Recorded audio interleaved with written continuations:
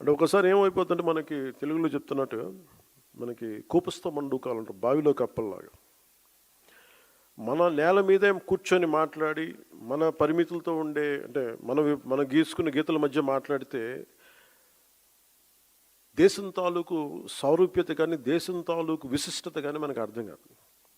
అందుకని మన స్వంత సరిహద్దులకి మనం గీసుకున్న సరిహద్దులకి పరిమితం కాకుండా విశాల ప్రపంచాన్ని చూడటానికి ఈ రోజున ఢిల్లీ రాజధాని మనకు ఒక పెద్ద వేదికని ఇచ్చింది. సుమతి శతకంలో చెప్పినట్టు మనందరం ఏమనుకుంటామంటే అంటే బలవంతమైన సర్పం కూడా చలిచీమల చేత చిక్కి చచ్చిపోద్ది అంటారు.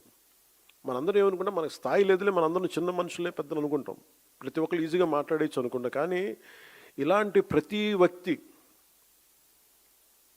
ఈ మధ్య మీరు చూస్తా ఉన్నారు కొంచెం కాక్రోచెస్ అనే ఇదిగోండి అని నాకు సుమతి శతకం గుర్తొచ్చింది.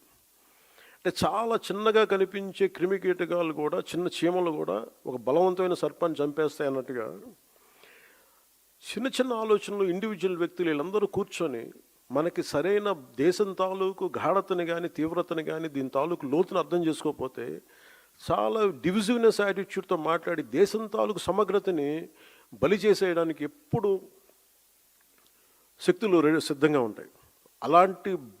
అలాంటి ఆలోచన ప్రవాహంలో మనం చిక్కుకోకూడదు అన్న భావన తెలియజెప్పడానికి ఈ ఢిల్లీని వేదికగా పెట్టాం.